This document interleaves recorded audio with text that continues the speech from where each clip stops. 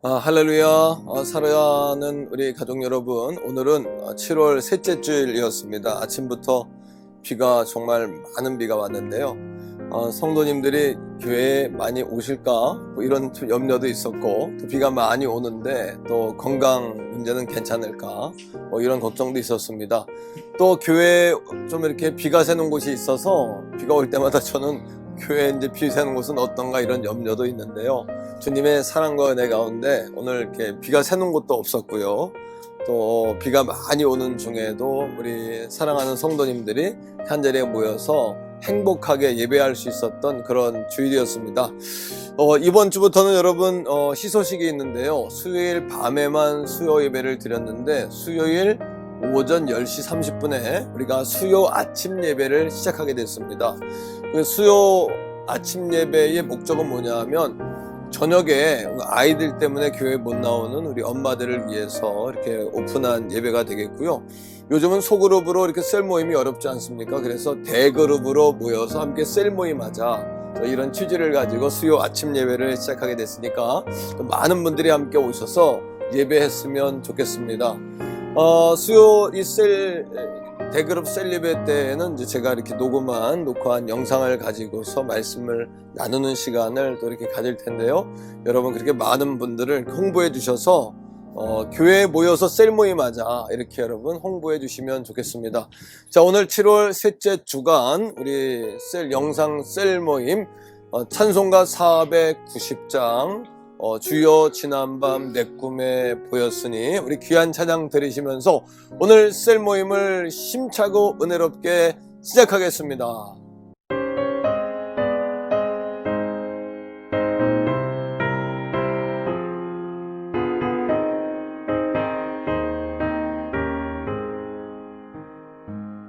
주여 지난밤 내 꿈에 배었으니 그 꿈 이루어 주옵소서. 밤과 아침에 계시로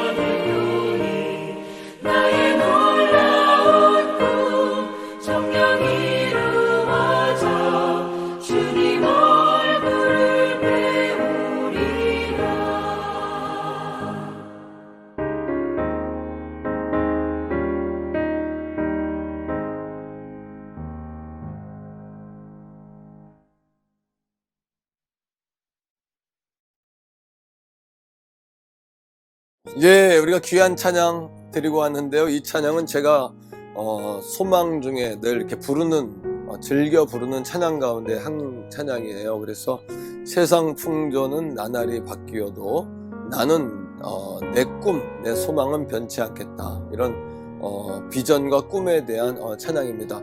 자, 이 시간에는 말씀을 함께 나누는 시간입니다. 이 시간 찬양 후에 우리가 말씀을 나누는 시간인데요. 오늘의 말씀은 사도행전 2장 46절부터 47절의 말씀을 가지고 우리가 함께 은혜 받도록 하겠는데, 자, 우리 말씀 성경 봉독 함께 하고 돌아오겠습니다. 제2장. 날마다 마음을 같이하여 성전에 모이기를 힘쓰고 집에서 떡을 떼며 기쁨과 순전한 마음으로 음식을 먹고 하나님을 찬미하며 또 온 백성에게 칭송을 받으니 주께서 구원받는 사람을 날마다 더하게 하시니라. 예, 우리가 사도행전 2장 46절로 47절의 말씀을 함께 읽고 왔습니다. 우리 말씀을 전하기 전에 함께 기도하겠습니다. 사랑의 하나님 감사합니다. 오늘 수요 아침 예배로 모여서 이렇게 영상으로 셀 모임을 갖습니다. 또 가정이나 직장에서 영상으로 셀 모임을 갖습니다. 이 시간에 성령님 찾아와 주시고 우리 이 모임 가운데, 예배 가운데 성령 하나님 함께하여 주시옵소서. 거룩하신 예수님 이름으로 감사기도 드립니다. 아멘. 예, 우리가 교회에 관해서 계속해서 이제 말씀을 나누고 있습니다. 교회란 무엇이냐라는 건데요. 교회는 헬라어로 에클레시아 이렇게 부릅니다. 에크는 무엇으로부터 이런 뜻이고, 클레오는 불러내다 이런 뜻인데요. 죄악으로부터 세상으로부터 불러낸 구원받은 사람들의 모임, 바로 이것이 에클레시아 교회라는 거죠. 그러니까 우리가 교회를 생각할 때 두 가지로 생각하셔야 됩니다. 첫째는 예수 믿는 한 사람 한 사람이 교회다라는 거고, 또 우리가 그 예수 믿는 사람들의 모임이 교회다라는 거죠. 그러면 이 예배하는 이 성전은 뭘까요? 자, 이 성전은 예배하는 장소입니다. 그리고 이 건물로서의 성전은 바로 하나님의 집, 거룩한 전 성전이 되는 것이죠. 우리 신앙의 어머니요, 신앙의 모체라고도 말씀할 수 있겠죠. 자, 그런데 예수님이 디자인하시고 머리 대신 이 교회는 사도행전 이후에, 사도행전의 성령 강림 이후에 시작이 됐습니다. 그래서 이렇게 눈에 보이지 않았던 교회가 실체화되었고, 또 우리 손으로 만질 수 있는 그런 교회가 되었다는 거죠. 그래서 교회의 동력은 무엇이냐 하면 바로 성령인 것이에요. 우리 교회가 성령을 동력으로 삼는 교회가 될 때, 그리고 성령을 엔진으로 삼는 교회가 될 때 바로 우리 교회가 살아있는 진정한 교회가 된다라는 사실을 여러분 기억하셔야 합니다. 자, 오늘은 그렇다면 살아있는 교회는 어떤 교회냐, 이렇게 시리즈로 말씀을 나누고 있는데, 오늘 우리가 나눌 주제는 뭐냐 하면 살아있는 교회란 바로 예배하는 교회다라는 거예요. 자, 그렇다면 여러분, 우리가 예배가 뭔지 알아야 되지 않겠습니까? 어떤 예배가 살아있는 예배냐 좀 알고 우리가 은혜 받고 이제 그런 시간을 갖기를 원하는데요. 첫 번째는 초대교회는 오늘 말씀에 사도행전 2장 46절에 보니까 집에서 모이기를 힘썼다고 했습니다. 그리고 성전에서 모이기를 힘썼다 이렇게 이야기하고 있거든요. 성전에서 모였다는 것은 예수님의 제사로 더 이상 제사를 안 드려도 되잖아요. 그런데 왜 성전에 모였을까요? 성전은 하나님의 집이었기 때문이죠. 또 하나, 성전은 우리의 신앙의 모체고 어머니와 같은 존재이기 때문입니다. 집에서 모였다는 이야기가 있어요. 집에서는 왜 모였을까요? 성전에서 모인 교회된 성도들이 집에 가서도 교회로 살았다는 거죠. 집에서 모여 떡을 떼고 기쁨으로 서로 교제하면서 성찬과 애찬을 시행하고, 또 집에 가서도 소그룹으로 작은 모임으로 교회의 모임을 이루었다는 겁니다. 자, 오늘날 이 사도행전 2장 46절의 말씀이 우리에게 치사하는 바가 큰데요. 자, 이겁니다. 오늘날의 교회도 성전에 모이는 교회, 그리고 가정으로 흩어져 모이는 소그룹 예배가 균형을 이룰 때 교회는 비상할 수 있다라는 사실을 여러분 기억하셔야 돼요. 자, 그렇다면 예배의 정의 부분인데요. 예배란 무엇일까요? 첫 번째, 예배는 구원자에 대한 기쁨의 찬양입니다. 기쁨의 고백이 바로 예배의 정입니다. 두 번째는요, 오늘 본문의 43절을 보면 사람들이 두려워했답니다. 하나님이 임재하시면 우리 안에 기쁨의 찬송이 나오고, 또 한 가지는 그 두려운 마음을 갖게 됩니다. 경외하는 마음. 이 경외라는 단어는 유세베이아라는 헬라어인데요. 이 뜻은 뭐냐 하면 하나님을 공경하다, 하나님을 두려워하다, 이런 뜻이거든요. 그 예배의 정의는 우리가 하나님을 기쁘게 찬양하고 하나님을 경외하여 엎드리는 것, 이것이 바로 예배의 정의라고 우리가 말할 수 있습니다. 자, 그런데 이 살아있는 그 예배에는 네 가지 요소가 꼭 있어야 돼요. 네 가지 요소요. 첫 번째 뭐냐 하면 성경적 예배입니다. 성경적 예배라는 것은 하나님의 말씀의 계시에 대한 반응이다, 이렇게 이야기할 수 있거든요. 고넬료가 베드로 사도를 초청해서 자신의 집에서 말씀을 들었던 그때 놀라운 역사가 일어났던 상황을 우린 다 알고 있습니다. 자, 사도행전 10장 33절 말씀에 보면 베드로를 초대해서 고넬료가 뭐라고 그러냐면 우리가 다 하나님의 말씀을 들으려고 모였다, 이렇게 이야기해요. 바로 살아있는 예배는 하나님의 말씀을 듣고자 하는 수용성을 가지고 모이는 예배가 살아있는 예배입니다. 자, 사도행전 10장 44절의 말씀에 보니까 베드로가 말씀을 전할 때에 그들에게 성령이 부어졌답니다. 바로 이거예요. 오늘 셀 영상도 마찬가지고요, 셀 예배도 마찬가지고, 우리 주일 예배와 모든 예배도 마찬가지입니다. 성경적 예배, 하나님의 말씀에 우리가 반응하는 예배를 드릴 때에 그 예배가 살아있는 예배인 거죠. 두 번째는요, 어떤 예배가 살아있는 예배냐? 회중 예배입니다. 회중이라는 뜻은 어떤 뜻이냐 하면 하나님의 백성들이 모여서 예배한다. 성경에는 물론 개개인이 드리는 여러분 찬양과 묵상의 시간도 예배라고 이야기합니다. 그리고 하나님의 백성들이 모여 하는 것도 예배라고 이야기합니다. 그러나 성경은 좀 더 모이는 예배에 강조점을 두고 있다는 사실을 여러분 기억하셔야 돼요. 자, 아가서 여러분 2장 14절인데, 자, 바위 틈 낭떠러지 은밀한 곳에 있는 나의 비둘기야, 내가 내 얼굴을 보게 하라. 네 소리를 듣게 하라. 내 소리는 부드럽고 내 얼굴은 아름답구나, 이렇게 이야기하죠. 여기서 솔로몬이 술람미 여인에게 하는 사랑의 고백인데요, 솔로몬은 주님이시고요, 술람미 여인은 바로 우리들이거든요. 예수님이 우리에게 말씀하시는 거예요. 내 얼굴을 보게 해라, 내 소리를 듣게 해라, 우리 대면에서 만나서 예배하자라고 말씀하시는 거죠. 자, 뿐만 아닙니다. 시편 149편 1절입니다. 새 노래로 여호와께 노래하며 성도들의 모임 가운데에서 찬양하라. 성도들의 모임 가운데에서 찬양하라고 우리에게 이야기합니다. 여러분, 뿐만 아닙니다. 히브리서 10장 25절에 보면 모이기를 폐하는 어떤 사람들의 습관과 같이 하지 말고 오직 권면해서 그날 마지막 날이 가까울수록 우린 더욱 모이기에 힘쓰자, 이런 말씀이 있어요. 하나님은 오늘도 주의 백성들이 모이기를 원합니다. 마찬가지로 사도행전 2장에 보니까요, 성령이 어디에 어느 장소에 임했을까요? 하나님의 백성들이 모여 기도하는 장소에 성령이 임했다는 거예요. 자, 회중 예배의 강점은 이겁니다. 우리의 수용성을 넓혀줍니다. 하나님을 향한 어떤 예배의 어떤 기대감, 또 예배를 향한 또 열정을 더하게 해준다는 거예요. 모여서 예배할 때 불이 붙습니다. 그죠? 성령의 불이 붙고 또 사랑의 불이 붙고 밀어주고 끌어주는 그런 예배를 드릴 수 있게 되고요. 공간성, 바로 그 현장에 임하는 시간성, 그 시간 속에 임하시는 또 여러분 개별성, 각자 머리 위에 임하시는 성령을 예배의 현장, 그 현장 예배에서 우리가 경험하게 된다는 거죠. 자, 세 번째, 살아있는 예배에 꼭 있어야 할 것은요, 영적 예배예요. 영적 예배는 뭘까요? 바로 삼위일체 하나님과의 관계성 속에서 드리는 예배입니다. 첫째는 하나님과의 관계입니다. 하나님은 우리의 아버지시고 우리는 자녀라는 마음으로 예배해야 됩니다. 하나님은 창조주시고 우리는 피조물이라는 관계 속에서 예배하셔야 합니다. 하나님은 우리를 기르시는 목자이시고 우리는 양이라는 관계 속에서 예배를 드려야 돼요. 두 번째는 예수 그리스도와의 관계예요. 예수님은 희생의 제물이 되셔서 하나님과 나 사이를 연결하신, 다리를 놓으신 중보자이십니다. 그리고 우리 안에 들어와 계시는 우리의 주님이시죠. 자, 말씀을 한 절 읽어드리겠는데, 히브리서 10장 19절의 말씀인데요.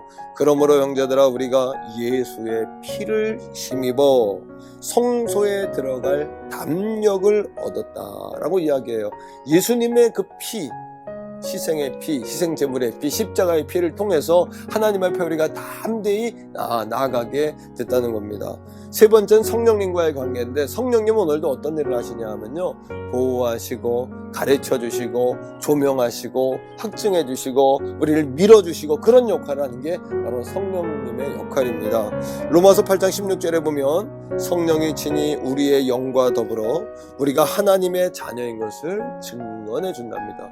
하나님의 자녀인 것을 우리 안에서 증언하는 거예요. 바로 하나님과 예수님과 성령님, 이 삼위일체의 관계 속에서 드리는 예배가 영적 예배입니다.